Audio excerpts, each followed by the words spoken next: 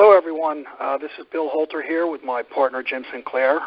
We're doing our very first question and answer session from reader questions. We'd like to thank our readers for sending the questions in. I had no idea my mailbox would blow up the way it did after asking for questions.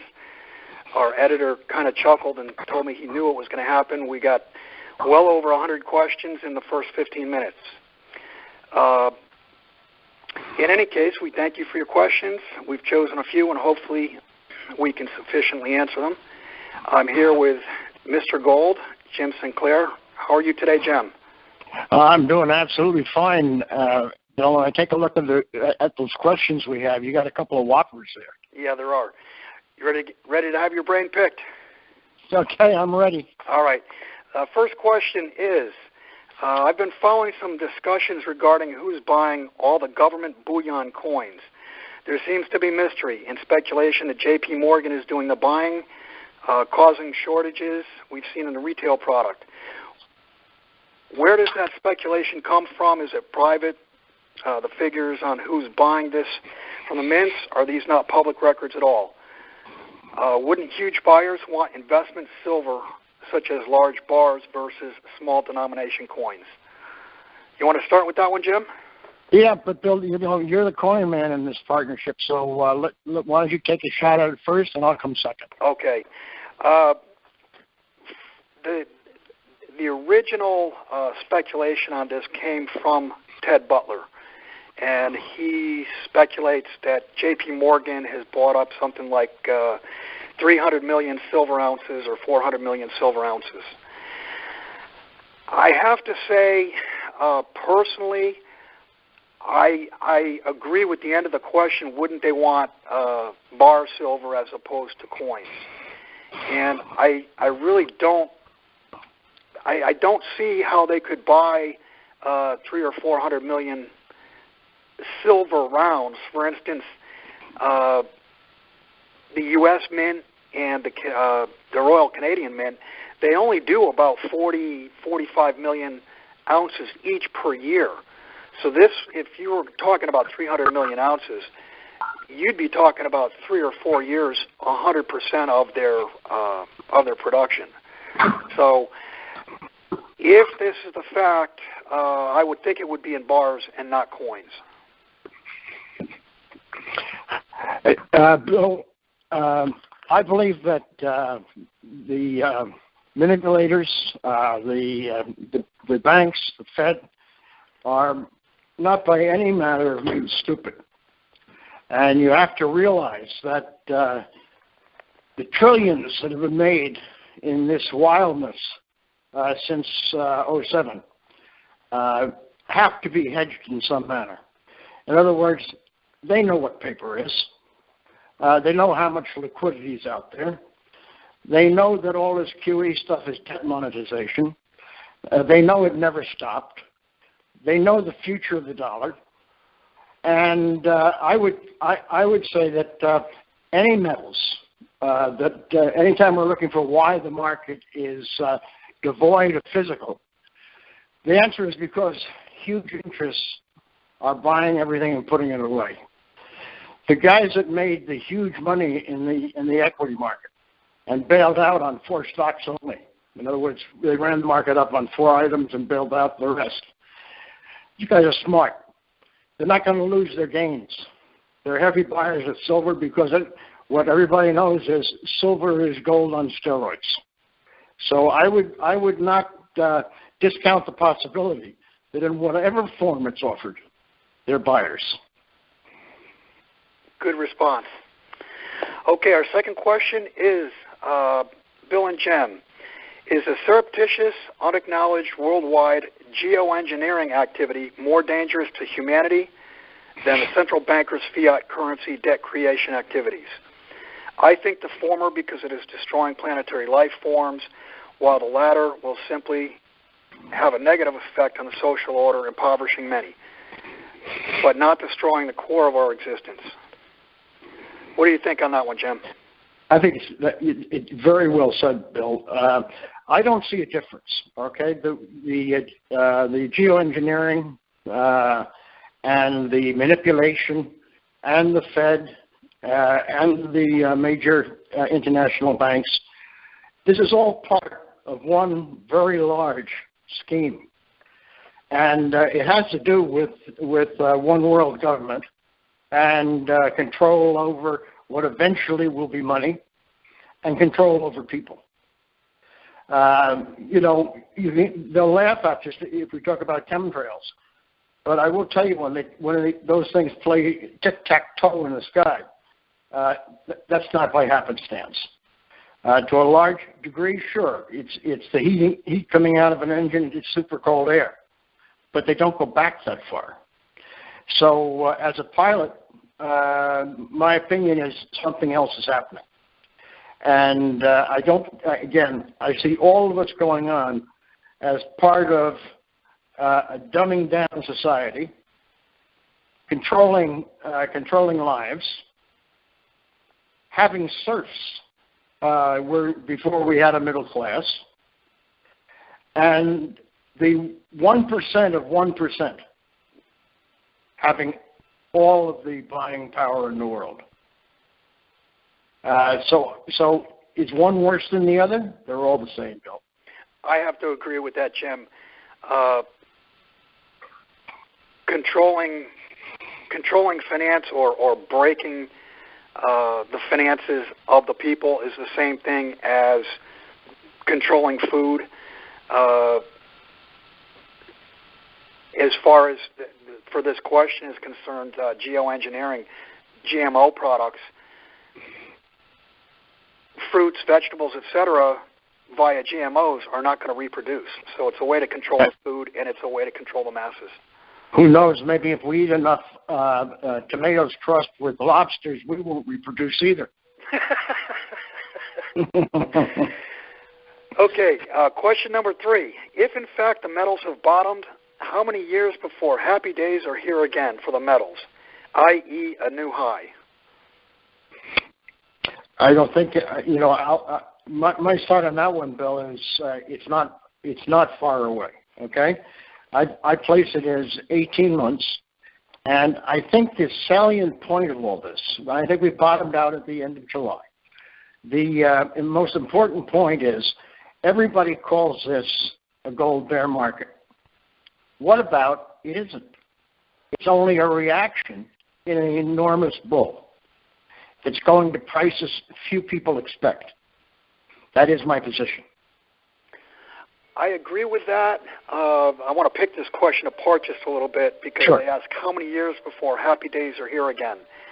I would caution anyone who owns precious metals to thinking that 2,000, 5,000, 50,000, whatever the number is, and maybe much, much, much higher in dollar terms, that is not going to be a good situation. It's not going to be happy days.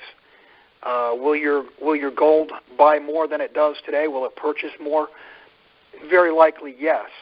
But those are not going to be happy days because who wants to be the richest person in the world in a world that's a disaster zone where you're only able to buy green beans once every 2 weeks when a shipment comes in? So I would just caution that I don't see highs in metals as being happy days. Well said. Very And well. I disagree a little bit with what you're thinking, Jim, that it's going to take 18 months to go to a new high. I personally think something can snap, and you could see a gap of $200, $300, $400 in gold, and then it starts rocking and rolling to the upside in panic fashion. I think Friday showed that. Pardon me? Friday, last week. Right, and that was demonstrated $50 exactly what you're saying. Right. So I think that the conditions exist. If we get a snap and a break in the financial system, I think gold can make a move where you're not even able to get in, step in and make a purchase. Yeah, what you don't have, you're not getting. Exactly. Okay, our next question. We, your reader, and this is a several-part question. We, your readers, agree the global financial crisis is coming sooner rather than later, probably within the next 6 to 12 months. What world currency will survive the best in the Great Leveling? What bank or institution can we place some money into? And what country in the world has not made bank bail-in law? What is the best company, institution to purchase your gold, silver from, and where? Can it be stored safely and reasonably? And the end of the question is, what is the safest, best asset to purchase to safeguard your wealth? Silver, gold, property, land, or cash? Man, am I glad you wrote this out. I can't remember all those questions. Okay. You know, remember, at 25, you don't forget. At 75, you forget a little. I'm catching up to you. You want to take the first part, and I'll take the second part, or? I think every one of these questions really, you know, both of us ought to comment on. Okay. They're not easy. Okay? And why don't you lead off, Bill, and I'll come in. Okay. What world currency will survive the best in the Great Leveling? Are you going to answer that, or shall I? Several years ago, I would have said probably the Swiss franc. Yeah. But as what we've seen, the imports of gold into China, I'm going to say the yuan. Okay. On that point, we both agree completely, but it's all paper. Right, it's all paper, but because China has the gold, I think they're going to make the rules. Well, in the form of what we see coming, gold is like an ornament worn by ladies at their formal. It creates a great attraction to the lady if she has some beautiful jewels and gold on her. That will be part of what gives value to a currency, and that would support your answer completely. Okay, what bank or institution can we place some money into, and what country in the world has not made bank bail-in law? I don't know the answer to the second part, which country has not made bank bail-in law. I think pretty much all of the West has. I can tell you personally, I think owning metal in the Bank of Bill, along with 2 or 3 other non-bank vaults around the world, are the best place to keep money. That's just my personal opinion. Yeah. Well, you know, cash is a trap. My opinion is you need to have X amount of months, whatever you think you need, in order to have it around when cash will be important at the local grocery store, if there's any groceries to buy. But cash is yesterday. Cash is going out of the system. And it may only work for 2 weeks, 4 weeks, who knows, yes. after a financial collapse. Now, real money lies in hard assets. And you've already started to see that. I mean, how about the price of American 1950 hot iron cars that sold for less than $5,000 that are now selling at $75,000? Right. Art. So you have to see that there is, in deep pockets, already a desire to be out of cash, not into it. Right. And they're putting it where they know, or have fun, or call it what you will. But there's so much money out there. I mean, what we made back in the 80s, we thought we were real hot players, right? Peanuts, little guys, pikers, compared to what they've done this time around. And they're not stupid. The idea that the opposition or the enemy or the other side or the other opinion is stupid is probably the dumbest thing you can ever think. Okay, the next part to the question is, what is the best company institution to purchase your gold or silver from, and where? I don't want to make this an advertisement. I work as a precious metals broker. I broker my business through Miles Franklin, who's been in business for 25 years. if you do want to purchase gold or silver, you can contact me. Or if you don't want to use myself or Miles Franklin and want to use another firm, I would urge that you check the Better Business Bureau. That'll give you an idea as to whether they've had complaints or not. The end of the question is, so what's the best insurance, Jim? Gold, silver, property? The best insurance in the world for wealth has historically been gold and silver. Silver is gold on steroids, so you're going to see your life pass in front of your eyes. However, it make a significant, maybe even percentage profit over gold. Gold is long term. Gold is what has saved families and nations and people throughout all history. Gold is what's brought your ability to cross a border if you happen to be in Syria and didn't want to be. The idea that gold is a historic and barbaric relic, if you listened to commentary last week, certainly fell away from a general opinion really quick. I think that the cash should be a minimum for exchanging goods and services. I think that silver will give you whatever cash you need and a lot more you want at the time you want it. I think gold is your foundation. I agree, and I agree that silver is going to be gold on steroids. If for no other reason than the ratio now is 70-75 to 1, gold to silver. It's actually pulled out of the ground at a little bit less than 10 to 1. So if we saw a price of silver moving down to that 9-10 to 1 ratio, it tells you that silver is going to outperform gold 7 to 1. Silver will do magic for you.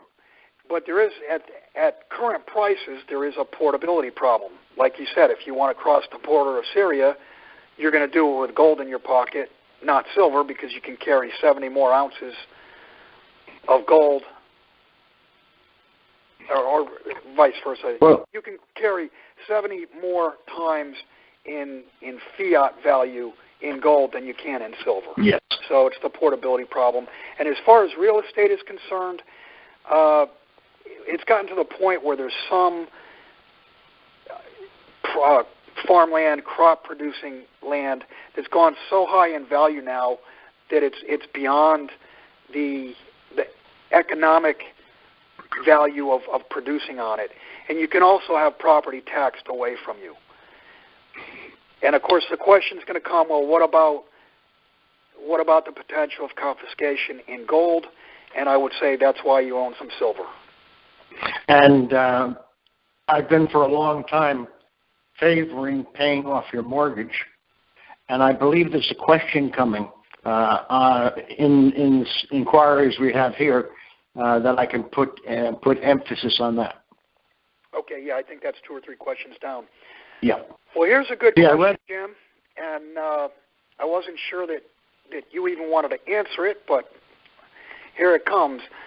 Okay. I believe that the powers in this country placed a bullseye on the chest of Jim Sinclair and his company, TRX, due to his high profile through JSMineset, and of course now the two of you entering a high-profile arena where the criminals may become more agitated. My question, why do you guys keep upping the ante knowing they play by no rules except their own? May I take a start? Well, I guess I got to take a start on that one. Fire away, Jim. Because somebody has to do it. Back in the revolutionary days, there were pamphleteers. There were bloggers. There were people writing not for mainstream media that acted as a spark or a pilot light to the understanding of the truth that King George didn't own the place. The willingness of people to do that or to see a mission and take it on is a bit hard to explain. It just seems to be your and my duty, and somehow we've gotten into this position well, we might as well play it out. For me, it's easy because, you know, my kids are all grown up and, you know, I don't have outrageous responsibilities to family. But there's been some interesting things in my life. As a pilot, and I maintain my aircraft magnificently. I fell out of the air 6 times. One time with a confirmed sabotage from Allison and from Hughes Aircraft in writing, where there were stones and all kinds of things in the oil in the helicopter, and I had a catastrophic engine collapse. Kind of sad to say, I was supposed to be in the same car that my wife was killed in India. I'm a man on a mission. Now, TRX is something different. TRX, in my opinion, you know, I own Bullion Hulu, which was the quintessence mind on the planet back in the 80s, and I think I've done it again. This time, I'm fighting governments. This time, I'm fighting claim jumpers. This time, it's one hell of a battle because I'm standing on, in my opinion, the largest amount of gold, easiest and cheapest to mine in the world. So that's a different battle. I'm a warrior. I will win my battles. Watch. Good answer. I would, from my standpoint, pretty much second your motion that I do this for the truth. I originally, if you want to say, discovered gold by digging for the truth. And the more I dig, the more I dug over time, the more fraud I saw, and the more blatant fraud I saw. And I can't really explain why, but it's just me trying to tell the truth. It's history, okay? It's taken care of. It's done its duty how many times in history? Every single time they debased the currency system. Every single time. It's not going to fail this time. We're somewhat running short on time, so let me skip down to the question that you had just alluded to earlier. If there is a reset, can you explain how mortgages would be reset? Suppose I have a $200,000 mortgage at 3.75%, 15-year fixed. How does the bank get out of it? Well, you know, for that one, we need to go back and say what happened in Weimar. And many people know about Weimar, but very few people know how mortgages were adjudicated after the currency collapse. They don't know that the banks and the politicians still in league adjudicated mortgages according to grams of gold. So the mortgage, when you originally got your house, had an equivalent value in grams of gold.